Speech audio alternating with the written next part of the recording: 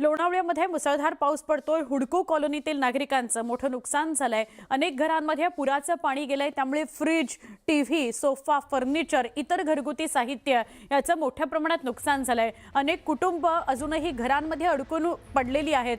वृद्ध महिला असतील, गर्भवती महिला असतील, लहान मुलांचा यामध्ये समावेश आहे। सतत पाणी वाढत आहे। पाण्याच्या पातळीमुळे नागरिकांमध्ये भीती आहे।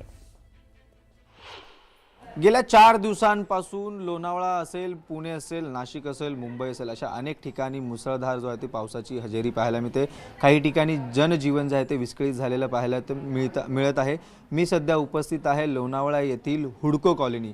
अगदी या संपूर्ण हुडको कॉलनीचं जनजीवन जे आहे ते विस्कळीत झालेलं आहे। अगदी आपण पाहू शकतो दृश्यांमध्ये की संपूर्ण कॉलनी जी आहे ती अगदी पाण्याखाली गेलेली पाहायला मिळते। विशेष म्हणजे या कॉलनीत अगदी मोठ्या प्रमाणात नागरिक जे आहेत ते राहताना पाहायला मिळतात। पहिला माळा असेल, दुसरा माळा असेल, असे तीन मजली ह्या हुडको कॉलनीत इमारती आहेत आणि ही इमारत जी आहे ती पाण्याखाली गेलेली, पहिला मजला जो आहे तो संपूर्ण पाण्याखाली गेलेला पाहायला मिळत आहे। अगदी लोणावळ्याच्या मध्यभागी ही संपूर्ण कॉलनी आहे। अगदी चारही बाजूने डोंगर आहे, त्यामुळे देखील मोठ्या प्रमाणात पाऊस काल रात्री देखील मुसळधार पडला। त्यानंतर संपूर्ण ह्या ठिकाणी जाते पाणी पूर परिस्थिती आता ह्या हुडको कॉलनीत निर्माण झालेली आहे। अगदी गेल्या 2 दिवसांपासून ह्या कॉलनीत नागरिक देखील अडकून आहेत। त्यात लहान मुलं असतील, वयोवृद्ध असतील, सर्वच नागरिक ह्या कॉलनीत अडकून पडले होते, आपापल्या घरात अडकून पडले होते। कोणाला खायला पाणी नाही, तर आणि विशेष म्हणजे संपूर्ण कॉलनी अर्धी पाण्याखाली गेल्या असल्या कारणामुळे लाईट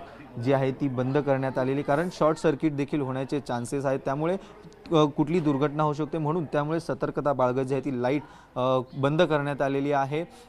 आणि अगदी आपण या संपूर्ण आता थेट ह्या घरात जाणार आहोत। नक्की या घराची परिस्थिती काय आहे, घरात कशा प्रकारे पाणी साचलेलं आहे आणि एकंदरीत संपूर्ण ह्या संपूर्ण पूरपरिस्थिती जी निर्माण झालेली आहे, त्यामुळे घराचं आणि ह्या कॉलनीचं जे आहे तर जनजीवन विस्कळीत झालेलं आहे। विशेष म्हणजे अगदी आपण आता ह्याच कॉलनीतील एका घरात आलेलो आहोत। आपण पाहू शकतो संपूर्ण घर जे आहे ते जसं तलावाचं स्वरूप आलेलं आहे। अगदी किचन असेल, देवारा देखील आपल्याला हा पाण्याखाली गेलेला पाहायला मिळतो। अगदी हा देवारा आहे, हा देवारा आता पाण्याखाली गेलेला आहे आणि एकंदरीत महिला असतील, या संपूर्ण घरातील नागरिक आपल्याला जे आहे ते आपलं संपूर्ण सामान अस्तव्यस्त झालेलं आहे। अगदी फ्रीज खराब झालेला देखील आहे। बेड, सोफा आपण पाहू शकतो कशा पद्धतीने हे संपूर्ण घर जे आहे ते पाण्याखाली गेलेल्या घराला तलावाचं स्वरूप आलेलं आहे। संपूर्ण हा फ्रीज देखील आपण पाहू शकतो, हा फ्रीज देखील पडलेला आहे, कारण पाणी मोठ्या प्रमाणात ह्या ठिकाणी जमा झालेलं होतं, कारण ह्या करंट लागू शकतो म्हणून देखील फ्रीज बंद करून बाजूला करण्यात आलेला। पण संपूर्ण घर, किचन देखील आपण पाहू शकतो, fridge, sofa, kitchen, cooker, gas, mixer सर्वच अस्तव्यस्त हे संपूर्ण घर आपल्याला झालेलं पाहायला मिळते। आणखीन ह्या घरात राहणारे देखील आहेत, त्यांच्याशी थेट संवाद साधणार आहोत। नक्की त्यांचं काय म्हणणं आहे। अगदी पाहायला गेलं तर टीव्ही असेल, हेल्मेट, सर्वच गोष्टी पाण्याखाली गेलेल्या आहेत। देव्हारा सुद्धा आता पाण्याखाली गेलेला आहे, त्यामुळे अगदी काय सांगाल, संपूर्ण घराला तलावाचं स्वरूप आलं पाणी होतं काल। TV, fridge, sofa, washing machine, inverter वगैरे सर्व आमचं गेलं पाण्यात, सर्व एकदम। आणि मेन म्हणजे इंद्रायणी नदीचं उगमस्थान, त्याची परिस्थिती आहे। मी मागच्या 1 महिना वारंवार प्रशासनाला सांगत आहे की इथं जी जलपर्णी आहे ती जलपर्णी काढा, पाणी पूर्ण सरळ वाहून जाईल। जलपर्णी काढा, 1 महिना झाला निवेदन करून पण प्रशासनाने ऐकलं नाही। छोटे मोठे टेंडर ते फक्त जलपर्णीनं देत होते 40% कमिशनासाठी। मी आज स्पष्ट सांगतो, औरभूती मी लोणावळा नागरिक आहे, पहिलं 10% कमिशन होतं जेव्हा सरकारी अधिकाऱ्यांचं, तेव्हा काम पुरेपूर होत होतं। 20% कमिशन झालं, आता 40% कमिशन देतं, तर टेंडरवाला काम पण कसं करल? माझा ठोक सवाल देवेंद्रजी फडणवीस यांना, तुमचं काय इंद्रायणी नदीचे हे उगमस्थान आहे। आता पालखी आहे ना आळंदीला पाणी जाते, घाणगुण पाणी जाते, तुम्ही जलपर्णी साफ करू शकत नाही। पूर्ण हुडको सर्व घरांचे नुकसान झालेलं आहे। एवढं पाणी होतं 8 फूट घरामध्ये काल।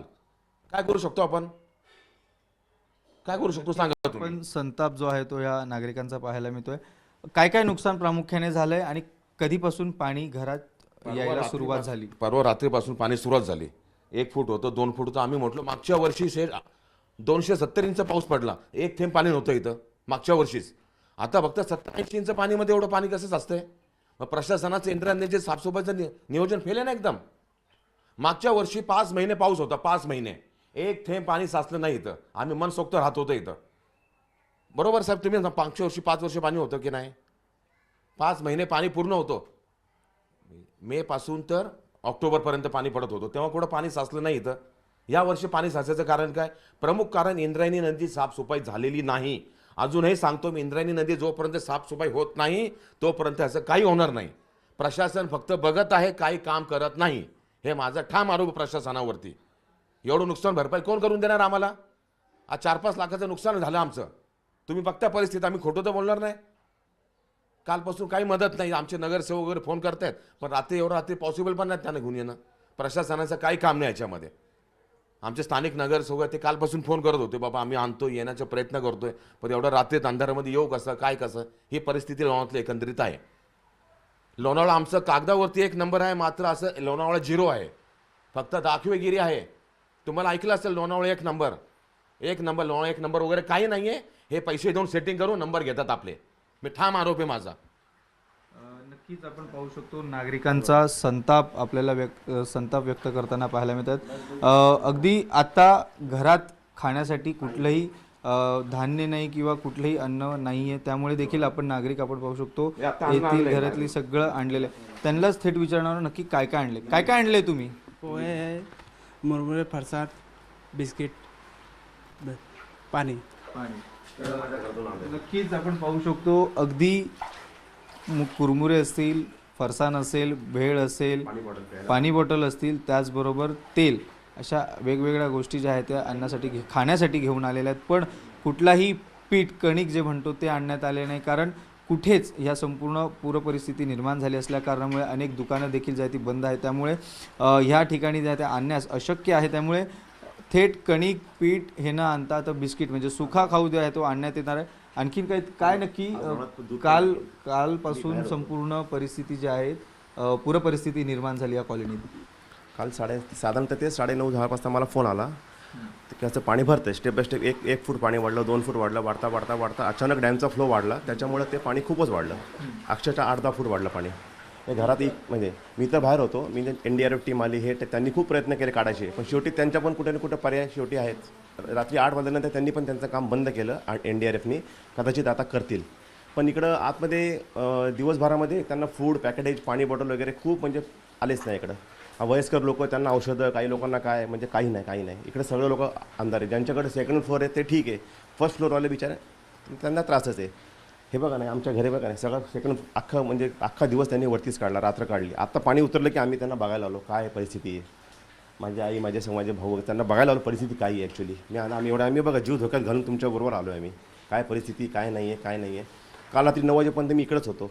आपण तिकडेच होतो. तिकडे NDRF टीम, पोलीस प्रशासन म्हणजे चालू होतं. पण त्यांनी जसं पाहिजे तसं ॲक्च्युली फूड पॅकेज वगैरे पाणी पाठवलं पाहिजे. बोटमध्ये पाणी, जेव्हा बोट मोकळा येत होता तेव्हा त्यांनी पाणी पाठवलं पाहिजे होते, आणि जाताना पब्लिकला घेऊन गेले. ते त्यांचं मिसमॅनेजमेंट तेवढं होतंच. नक्कीच कुठेतरी प्रशासनाचा हलगर्जीपणा असं आहे, असं नागरिकांचं म्हणणं आहे. पण एकंदरीत पाहायला गेलं तर संपूर्ण कुटुंबियाचं उद्ध्वस्त किंवा एकंदरीत पाहायला गेलं तर संपूर्ण मोठ्या प्रमाणात 4 ते 5 लाख रुपयाचं नुकसान झालं. आणि विशेष म्हणजे येथील रहिवाशांचं म्हणणं आहे किंवा लोणावळ्यातील ह्या गावातल्यांचं असं म्हणणं आहे की इंद्रायणी नदी जी आहे ती स्वच्छ केली नाही, त्यामुळे हा संपूर्ण पूरपरिस्थिती ह्या कॉलनी येथे निर्माण झालेली आहे.